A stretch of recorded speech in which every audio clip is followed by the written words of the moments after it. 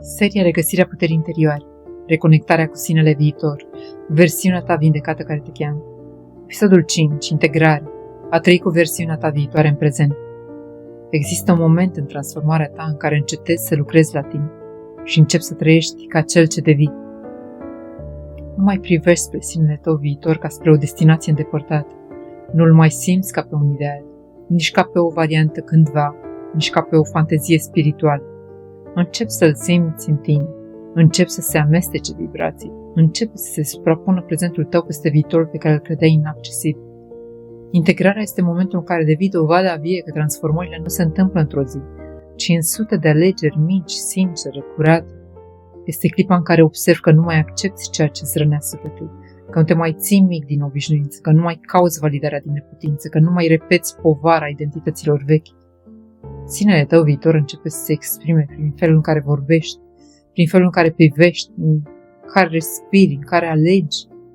Nu te mai întrebi ce ar face versiunea mea viitoare, pentru că simți deja răspunsul în corpul tău, în liniștea ta, în claritatea ta.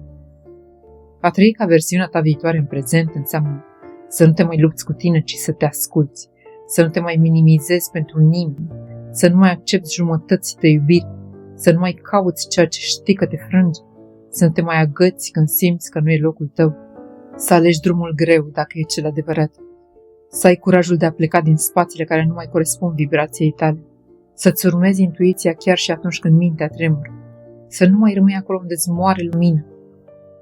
A trăi ca sinele tău viitor înseamnă să nu te mai trădezi, nici în gesturi mici, nici în tăceri, nici în alegeri. Înseamnă să-ți asumi cine ești înainte ca lumea să-ți valideze identitatea.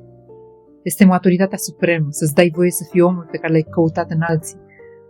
Și într-o zi, într-o clipă banală, fără ceremonie, fără anunțuri, doar în liniștea unei respirații, vei simți ceva ce nu se poate confunda.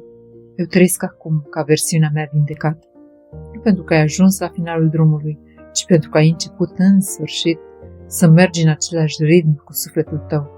Integrarea nu este un sfârșit, este începutul vieții pe care ai fost menit să o trăiești.